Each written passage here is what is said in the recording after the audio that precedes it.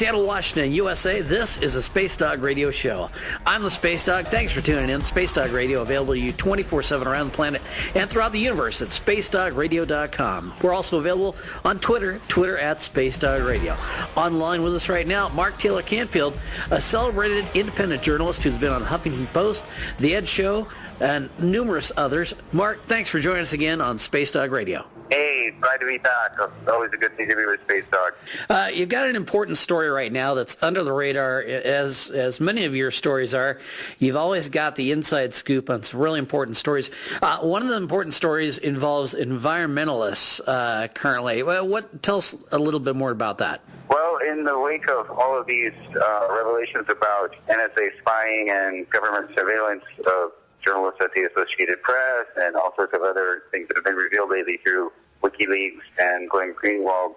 Following in the wake of that, we have a situation in Seattle where 4 environmental activists were visited by the FBI, and at least in one case, the activist was given photographs of other people at a demonstration and asked to identify them. So I guess, you have to say that it leads you to believe that at least those 4 people and perhaps some others are under surveillance by the FBI right now in Seattle. And these are people that are associated with a local group called Rising Tide.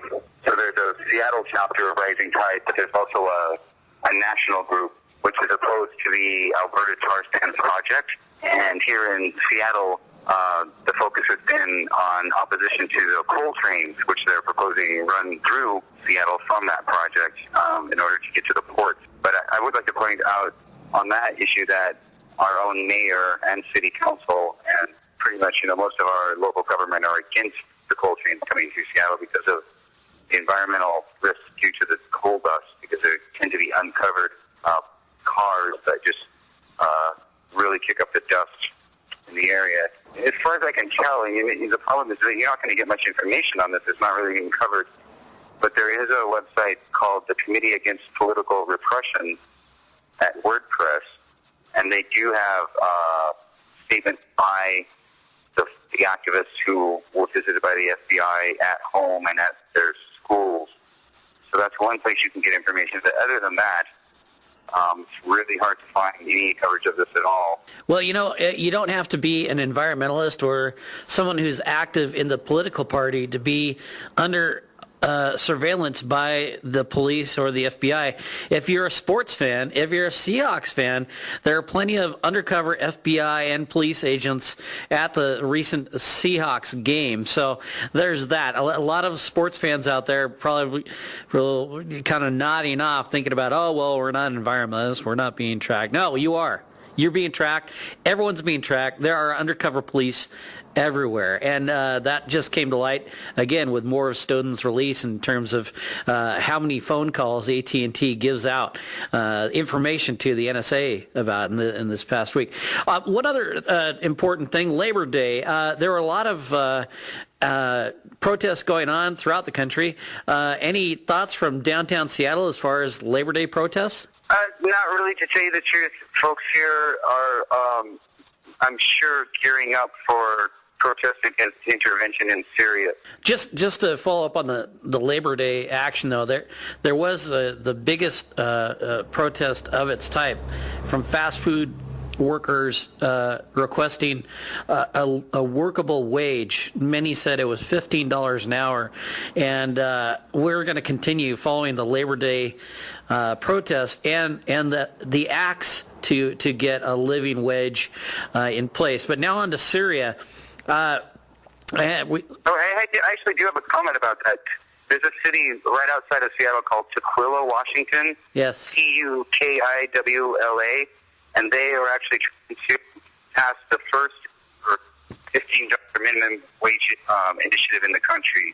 So that's a big issue around here in the Seattle area. Very good. Very good. So now on to your comments about Syria. as I said last week in last week's broadcast, the topic most Americans at least want to hear about is Syria. They have no idea why we're even going through all these possible war actions. They don't understand why Syria is doing what Syria is doing, but there have been a number of anti-war protests after President Obama's statement saying he would pursue military action if approved by Congress. Was it a surprise to you that a Nobel Peace Prize winner would go to Congress and ask for military action against a country that is so far away from us and has so little to do with us? Well, I've been surprised for many reasons in recent history about the abdication of the U.S. Congress in exercising their power to declare war. That's been going on for generations now. So that's a concern.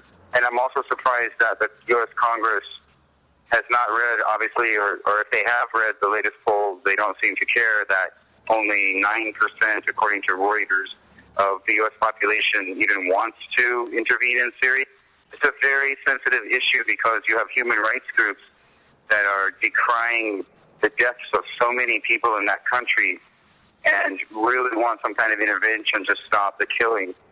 But you also have an American population that has become very cynical and jaded when it comes to interventions in places like Afghanistan, Iraq, Vietnam, the Gulf War crisis, Grenada, Panama, El Salvador. There's such a long list. And for the first time, it seems like the American populace is just not wanting to be the world's policeman. Yeah, I totally agree. And, John Fugelsang reiterated quite to the point recently that the last time America declared war was December 8th, 1941, on any country. So we've been doing a lot of warring action, but have we declared war and have we gone and done it under our Constitution? That is entirely questionable. And this president has a very tough decision. I think it's though he's handled it is interesting. I'm surprised that he has been so hawkish in his approach to this. I do think things need to be done diplomatically and through humanitarian sources. I don't think dropping bombs is the answer, and I've said so publicly on spacedogradio.com. I see your point. I just think it's interesting to see how this is all playing out, and I would say that the U.S. Congress actually could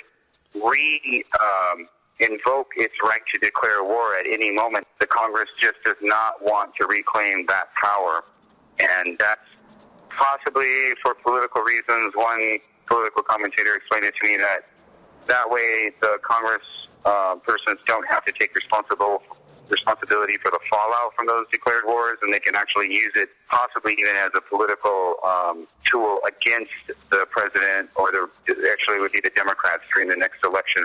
So I do think that our local, the speculation is that our local congressman here, Jim McDermott, will probably not vote for it.